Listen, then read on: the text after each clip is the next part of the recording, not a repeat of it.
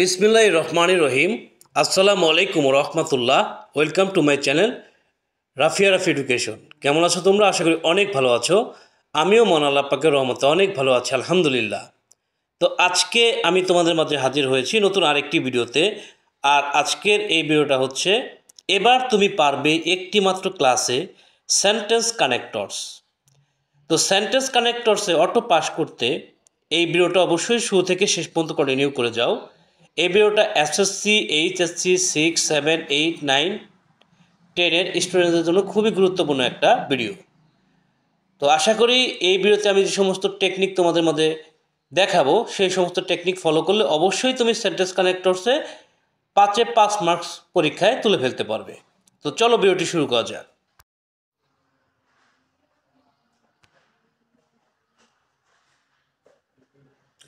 তো দেখো, sentence connectors technique 1। Sentence connectors technique 1। কোনো ব্যক্তি বা বস্তুর যদি একটির বেশি তথ্য দেওয়া হয় তাহলে মোর over, besides, not only, but also, both, dot dot at এই কানেক্টরসগুলো বসে। অর্থাৎ একটি ব্যক্তি বা একটি বস্তুর যদি একটার বেশি তথ্য, একটা তথ্য দেওয়া হয়েছে পরে আরও একটা তথ্য দিছে, তাহলে সেই ক্ষেত্রে তুমি এই কানেক্টরসগুলো বসায় দিবা। যেমন এখানে আছে যে Kamal is a good student, Kamal is a good student, he is a good player. তো এখানে কামাল সম্পর্কে কিন্তু দুইটা তথ্য দেওয়া হয়েছে। একটা হচ্ছে সে হচ্ছে গুড স্টুডেন্ট, আবার সে হচ্ছে গুড প্লেয়ার।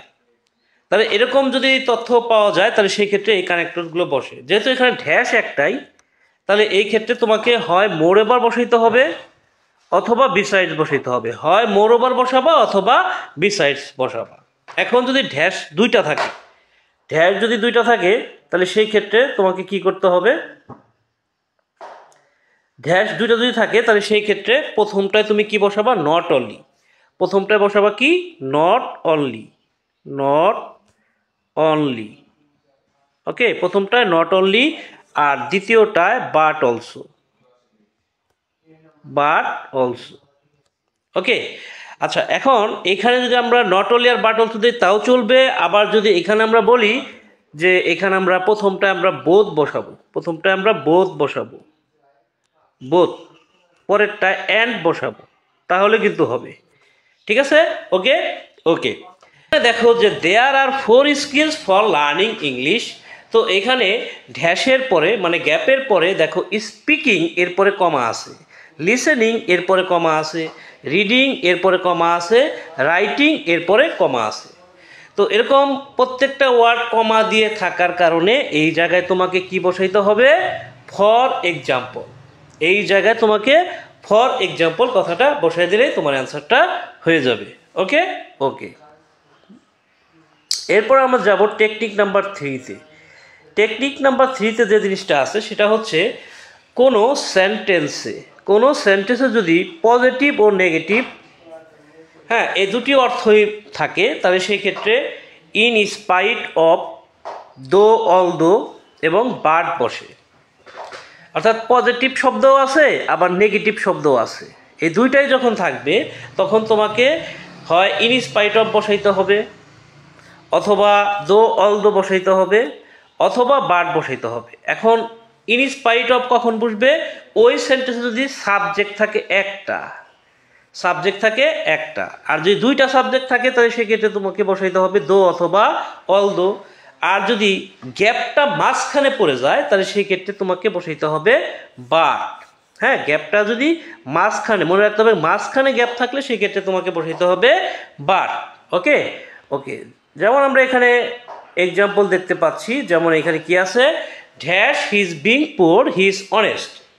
তো এখানে দেখো যে একটা শব্দ নেগেটিভ আছে আর একটা পজিটিভ আছে। পুয়ার শব্দটা নেগেটিভ আর অনেস্ট শব্দটা পজিটিভ। ঠিক আছে? যার কারণে এইখানে আমাদের হয় ইন স্পাইট অফ বসাইতে হবে, অথবা দো বসাইতে হবে, অথবা বাট বসাইতে হবে। এখন আমরা এখানে কি বসাবো? এইখানে আমাদের অবশ্যই যেহেতু এক সাবজেক্ট রয়েছে, সাবজেক্ট একটাই রয়েছে, হি। তো এইখানে আমরা কি বসাবো? In spite of, in spite of, in spite of কথাটা বসায় দিলেই হবে। অথবা এর বিকল্প হিসেবে আমরা আরেকটা জিনিস বসাতে পারি, সেটা হচ্ছে ডেসপাইট। এখানে যদি আমরা ডেসপাইট কথাটা বসাই তাহলেও কিন্তু হবে, ঠিক আছে। ইন স্পাইট অফ আর ডেসপাইট একই কথা। ওকে, এখন দেখো পরের যে সেন্টেন্সটা, সেখানেও কিন্তু একই বিষয় আছে, পুওর অনেস্ট, মানে পজিটিভ নেগেটিভ আছে। তো এই ক্ষেত্রে সাবজেক্ট কয়টা আছে? দুইটা আছে, একটা হচ্ছে হি, পরবর্তীতে আবার হি আছে। তো এই জন্য আমাকে এখানে তোমাকে কি করতে হবে? দো অথবা অল দো বসাইতে হবে। তো আমরা এখানে দো বসাই দিতে পারি, দো কথাটা বসাই দিলাম, হয়ে গেল। আর তৃতীয় যে সেন্টেন্সটা আছে, এখানেও দেখো কি দুইটা শব্দ আছে, পুওর এবং অনেস্ট, একটা পজিটিভ একটা নেগেটিভ আর একটা হচ্ছে পজিটিভ। তো পজিটিভ আর নেগেটিভ শব্দ আছে এবং ড্যাশটা মাঝখানে পড়ে গেছে, অর্থাৎ পুওর এবং অনেস্টের মাঝখানে পড়ে গেছে, যার কারণে এইখানে তোমাকে বাট কথাটা বসাইয়ে দিতে হবে। এখানে জাস্ট তুমি বাট কথাটা বসালে তোমার অ্যান্সার হয়ে যাবে। ও টেকনিক নাম্বার 4, যে সাবজেক্ট এবং অবজেক্ট যদি একই ব্যক্তি বা বস্তুকে বোঝায় সেখানে রিলেটিভ প্রোনাউন বসে। তো রিলেটিভ প্রোনাউন কোনগুলো? যেমন ধরো হু, তারপর আছে হুইচ, হোয়ার, হোয়েন, এগুলোকে বলা হয় কি? Relative pronoun. তো এখানে আমরা এক্সাম্পলে চলে আসি, যে এইখানে কি বলা হচ্ছে, যে a man dash loves his country is a Patriot. তো দেখো যেটা এ ম্যান সেটাই কিন্তু প্যাট্রিয়ট, মানে যেটা মানুষ ওইটাই হচ্ছে দেশপ্রেমিক। তো বলা হচ্ছে একজন মানুষ যে তার দেশকে ভালোবাসে সেই হচ্ছে কি দেশপ্রেমিক। ওকে, আচ্ছা, তো এই যে এখানে এই ম্যান আর এই প্যাট্রিয়ট কিন্তু আলাদা ব্যক্তি না, একই ব্যক্তি, যার কারণে এখানে তোমাকে কি বসাইতে হবে? যেহেতু ম্যান মানুষের কথা বলা হচ্ছে, মানুষ ব্যক্তি হয়ে থাকে, তাহলে সেই ক্ষেত্রে তোমাকে হু বসাইতে হবে, হু, ঠিক আছে। আর তাছাড়া এখানে আরেকটা বিষয় আছে, যে গ্যাপের পরে ভার্ব থাকবে, গ্যাপের পরে যদি ভার্ব পাও তাহলেও সেক্ষেত্রে হু অথবা হুইচ, ঠিক আছে। তো পরবর্তীতে দেখো it is health dash is wealth. তো এইখানে দেখো যে ইট ইজ হেলথ, যেটা স্বাস্থ্য ওইটাই কিন্তু সম্পদ, তার মানে স্বাস্থ্য আর সম্পদ একই বস্তুকে বোঝাচ্ছে। তো যেহেতু এটা একটা বস্তু, সাবজেক্ট আর অবজেক্ট যদি একটাকেই বোঝায়, একজনকেই বোঝায়, তাহলে সেক্ষেত্রে হু অথবা হুইচ বসে। তো এইখানে আমরা কি বসাইতে পারি? এখানে আমরা হুইচ বসাইয়ে দিব, which. It is health which is wealth. এরপরে আমরা পরবর্তীতে টেকনিক নাম্বার 5-এ চলে আসি। তো তুমি যদি কোনো সেন্টেন্সে এরকম কথাবার্তা দেখতে পাও, যেমন দেয়ার গোস এ প্রভাব বা ইট ইজ সেইড, হ্যাঁ, দেয়ার গোস এ প্রভাব অথবা ইট ইজ সেইড, হ্যাঁ, এরপরে গ্যাপটা পাও, তাহলে সেই সমস্ত তোমাকে দ্যাট বসাইতে হবে। তো এখানে দেখো যে কি আছে, যে দেয়ার গোস এ প্রভাব, হ্যাঁ, দেয়ার গোস এ প্রভাব কথাটা আছে, তারপরে তুমি অবশ্যই নির্দ্বিধায় গ্যাপ থাকার ফলে কি বসায় দিবা? দ্যাট বসায় দিবা। তাহলে দেয়ার goes a proverb that time and tide wait for none, অর্থাৎ প্রবাদে আছে যে সময় ও স্রোত কারোর জন্য অপেক্ষা করে না। ওকে, এবিক্স। ওকে, তো দেখো টেকনিক নাম্বার 6, যে উদ্দেশ্য বুঝালে। টেকনিক নাম্বার 6 হচ্ছে উদ্দেশ্য বুঝালে। উদ্দেশ্য বোঝালে তোমাকে ইন অর্ডার টু অথবা সো দ্যাট বসাইতে হবে। উদ্দেশ্য যদি বোঝায় তাহলে সেক্ষেত্রে তোমাকে ইন অর্ডার টু অথবা সো দ্যাট কথাটা বসাই দিতে হবে। তো দেখো তুমি কখন ইন অর্ডার টু বসাবা আর কখন সো দ্যাট বসাবা। যখন একটা মাত্র সাবজেক্ট থাকবে তুমি সেক্ষেত্রে ইন অর্ডার টু বসাবা, আর যদি সাবজেক্ট দুইটা হয় তাহলে সেক্ষেত্রে তুমি সো দ্যাট বসাবা, ঠিক আছে। তো এখন কথা হচ্ছে উদ্দেশ্য আমি কিভাবে বুঝবো, যেহেতু আমি বাংলা বুঝি না, তাহলে আমি সেক্ষেত্রে উদ্দেশ্য বুঝবো কিভাবে? কোনো সেন্টেন্সে যদি অবজেক্টটা বস্তু হয়, অবজেক্ট কি বস্তু হয়, তাহলে সেটা সেই সেন্টেন্স দ্বারা উদ্দেশ্য বোঝায়, ঠিক আছে। উই রিড নিউজ পেপার, এখানে নিউজ পেপারটা কি? এটা অবজেক্ট, তো এই অবজেক্টটা কি? একটা বস্তু, ঠিক আছে। উই রিড নিউজ পেপার, এটা কি? একটা বস্তু। তো এরকম যদি বস্তু হয় তাহলে সেই ক্ষেত্রে আমরা বুঝবো যে এটা হচ্ছে উদ্দেশ্য বোঝাইতেছে এই বাক্য দিয়ে। তো সেই ক্ষেত্রে আমাদের কি বসাইতে হবে? হয় ইন অর্ডার টু বসাইতে হবে অথবা সো দ্যাট বসাইতে হবে। তো এখন আমরা কোনটা বসাবো? যেহেতু এখানে একটাই সাবজেক্ট রয়েছে উই, দ্যাট ইজ ওয়াই এখানে আমরা কি বসাবো? In order to, in order to. Okay, যেহেতু আমাদের একটা সাবজেক্ট রয়েছে, আর দুটা সাবজেক্ট থাকলে কি করতে হবে? সো দ্যাট বসাইতে হবে। তো পরবর্তীতে দেখো দি বয় লার্নস ইংলিশ, তো ইংলিশ তো একটা বস্তু, এটা কোনো ব্যক্তি না, এটা একটা বস্তু। তো এখানে দি বয় লার্নস ইংলিশ, এখানে দেখো দি বয় আছে, এটা একটা সাবজেক্ট, আবার হিও একটা সাবজেক্ট। যদিও এই দি বয় আর হি একজনকেই বোঝাচ্ছে, বাট এটা আলাদা আলাদাভাবে থাকার কারণে আমাদের দুইটাই কাউন্ট করতে হবে। দি বয় আর হি, এখানে দুইটা সাবজেক্ট থাকার কারণে আমাদের কি হবে, সো দ্যাট। যেহেতু আমাদের দুইটা সাবজেক্ট আছে, এই ক্ষেত্রে আমরা কি বসাবো এখানে, সো দ্যাট। ওকে ওকে, চলে যাচ্ছি পরবর্তী যে টেকনিকটা রয়েছে সেই টেকনিকে, সেটা হচ্ছে টেকনিক নাম্বার 7, শর্ত বুঝালে। শর্ত বুঝালে সেই ক্ষেত্রে ইফ অথবা আনলেস বসে। যদি শর্ত বুঝিয়ে থাকে তাহলে সেই ক্ষেত্রে ইফ অথবা আনলেস বসে। তো তুমি যদি দেখো যে অ্যাফার্মেটিভ প্লাস অ্যাফার্মেটিভ আবার নেগেটিভ প্লাস নেগেটিভ এই অবস্থায় আছে, তাহলে সেক্ষেত্রে তুমি ইফ বসাবা। আর যদি অ্যাফার্মেটিভ থাকে, প্রথম অংশ অ্যাফার্মেটিভ, দ্বিতীয় অংশ নেগেটিভ থাকে, তাহলে সেক্ষেত্রে আনলেস বসাবা। হ্যাঁ, তবে বিষয়টা শর্ত বুঝাইতে হবে। হ্যাঁ, যেমন এইখানে কি আছে যে you work hard, you work hard এটা অ্যাফার্মেটিভ, আবার you will prosper in life এটাও অ্যাফার্মেটিভ। তো যদি কঠোর পরিশ্রম করো তুমি জীবনে উন্নতি করবে, তো এটা শর্ত বুঝাইতেছে। তার মানে কঠোর পরিশ্রম করলে জীবনে উন্নতি করা যাবে, আর কঠোর পরিশ্রম না করলে কিন্তু যাবে না। তো এই জন্য এটা শর্ত বুঝাইতেছে। তো শর্ত বিষয়টা যদি দুই অংশই অ্যাফার্মেটিভ হয়, অর্থাৎ ইউ ওয়ার্ক হার্ড এটা অ্যাফার্মেটিভ, আবার you will prosper in life এটাও অ্যাফার্মেটিভ। তো দুটি অংশ অ্যাফার্মেটিভ থাকার কারণে এইখানে তোমাকে কি বসাইতে হবে, ইফ বসাইতে হবে, ইফ। ওকে ওকে, আচ্ছা এখন যদি দুটি অংশই যদি নেগেটিভ হয় তাহলে সেই ক্ষেত্রে তোমার কি করতে হবে, দুটি অংশ নেগেটিভ হয় তাহলে সেক্ষেত্রে তোমাকে ইফ বসাইতে হবে। যেমন ডু নট এটা নেগেটিভ, আবার উইল নট এটাও নেগেটিভ, তাহলে সেক্ষেত্রেও তোমাকে কি বসাইতে হবে, ইফ বসাইতে হবে, ইফ। ওকে, তার মানে দুটাই যদি অ্যাফার্মেটিভ হয়, একটা সেন্টেন্সের দুইটা অংশেই যদি অ্যাফার্মেটিভ থাকে তাহলে ইফ, আবার দুইটা অংশ যদি নেগেটিভ থাকে তাহলেও ইফ। এখন একটা অংশ অ্যাফার্মেটিভ আবার একটা অংশ নেগেটিভ আছে, তাহলে এই ক্ষেত্রে তোমাকে কি বসাইতে হবে, আনলেস বসাইতে হবে, আনলেস। একটা অংশ অ্যাফার্মেটিভ আছে, একটা অংশ নেগেটিভ আছে, সেক্ষেত্রে আনলেস। তো দেখো এখানে ইউ লার্ন ইংলিশ, আবার you can not keep pace with the present world. তো এই ইউ লার্ন ইংলিশ এটা হচ্ছে পজিটিভ মানে অ্যাফার্মেটিভ, আর পরবর্তীতে ক্যান নট মানে নেগেটিভ আছে। তো এই জন্য এখানে কি বসছে, আনলেস বসছে। ওকে ওকে, এরপর আমরা চলে যাই টেকনিক নাম্বার 8, ধারাবাহিকতা বুঝালে। ধারাবাহিকতা বুঝালে এই কানেক্টরসগুলো বসে, যেমন firstly, secondly, thirdly, lastly, again, further, too, also, এই সমস্ত কানেক্টর ধারাবাহিকতা যদি বোঝায় তাহলে সেক্ষেত্রে বসে। হ্যাঁ, যেমন এইখানে দেখো যে ধারাবাহিকতা বোঝাইছে, এটা তুমি বুঝবা কিভাবে যে এটা ধারাবাহিকতা বোঝাইছে। এটা বোঝার উপায় হচ্ছে যে প্রত্যেকটা গ্যাপের মধ্যেই কমা থাকবে, প্রত্যেকটা গ্যাপের মধ্যে যদি এরকমভাবে কমা দেওয়া থাকে, প্রত্যেকটা মধ্যে যদি কমা দেওয়া থাকে, হ্যাঁ, তাহলে তোমাকে বুঝতে হবে যে এই কানেক্টরসগুলো বসবে। অর্থাৎ এখানে প্রথম যে গ্যাপ আছে এটার মধ্যে আমরা বসাইতে পারি ফার্স্টলি, পরেরটা বসাইতে পারি সেকেন্ডলি, তারপরটা বসাইতে পারি থার্ডলি, তারপরটা ফোর্থলি, আর শেষ যে গ্যাপটা আছে সেটার ক্ষেত্রে আমরা বসাইতে পারি ফাইনালি। শেষেরটার মধ্যে আমরা অবশ্যই ফাইনালি বসাবো, ঠিক আছে।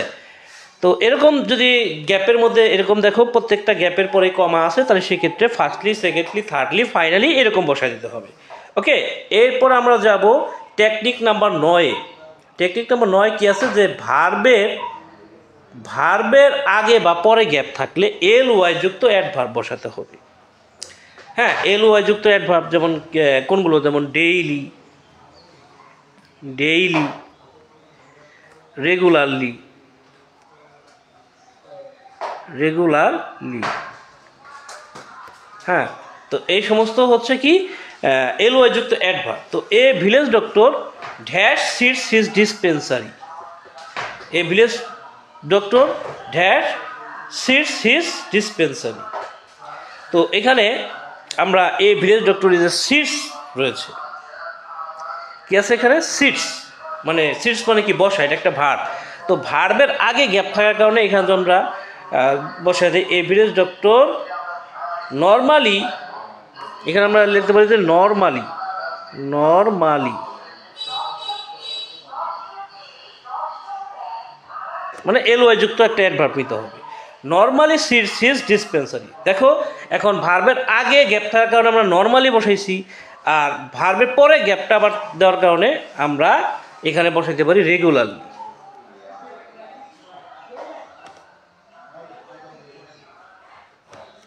ঠিক আছে, তো ভার্বের আগে বা পরে যদি গ্যাপ পাওয়া যায় তাহলে সেই ক্ষেত্রে তোমাকে অ্যাডভার্ব বসাইতে হবে, এলওয়াই অ্যাডভার্ব, এলওয়াই যুক্ত অ্যাডভার্ব বসাইতে হবে। ওকে ওকে, আমরা এই ভিডিওর শেষের দিকে চলে আসছি। এখন আমরা টেকনিক নাম্বার 10-এ চলে যাব। টেকনিক নাম্বার 10, কারণ ও ফলাফল বোঝালে। কারণ ও ফলাফল বোঝালে বিকজ অফ এবং এস বা সিন্স বসে। কারণ ও ফলাফল যদি বোঝা তাহলে বিকজ অফ এবং এস বা সিন্স বসে। তো একটা সাবজেক্ট থাকলে তুমি কি বসাবা? Because of. আর দুইটা সাবজেক্ট থাকলে কি বসাবা? এস বা সিন্স। তো এখানে দেখো যে এখানে our is an agriculture country, our economy largely depends on agriculture. তো আওয়ার্স এখানে সাবজেক্ট হিসেবে বসছে, আবার আওয়ার ইকোনমিও সাবজেক্ট হিসেবে বসছে। তো এখানে কয়টা সাবজেক্ট আছে? দুইটা সাবজেক্ট আছে। তাহলে আমাদের এই ক্ষেত্রে আমাদের কি বসাইতে হবে? এস অথবা সিন্স বসাইতে হবে, এস অথবা সিন্স। আবার being agricultural country, our economy largely depends on agriculture. তো এখানে আওয়ার ইকোনমি এইটা শুধুমাত্র সাবজেক্ট, দ্যাট ইজ ওয়াই এখানে আমাদের বিকজ অফ বসাইতে হবে। এখন যে এখানে কারণ আর ফলাফল, যে বাংলাদেশ একটা এগ্রিকালচারাল কান্ট্রি, কৃষিভিত্তিক দেশ, এটা হচ্ছে কারণ। আর ফলাফল কি? যে আমাদের অর্থনীতিটা এর উপরে নির্ভরশীল, এটা হচ্ছে ফলাফল। তাহলে কারণটা এটা হচ্ছে কৃষিভিত্তিক দেশ, আর ফলাফলটা কি? আমাদের অর্থনীতি বিশালভাবে এর উপরে নির্ভরশীল। তো এইখানে আমরা প্রথমত যেহেতু আমাদের এখানে আওয়ার ইকোনমি একটাই সাবজেক্ট রয়েছে, আমরা এখানে বিকজ অফ রাখবো, বিকজ অফ, বিকজ অফ।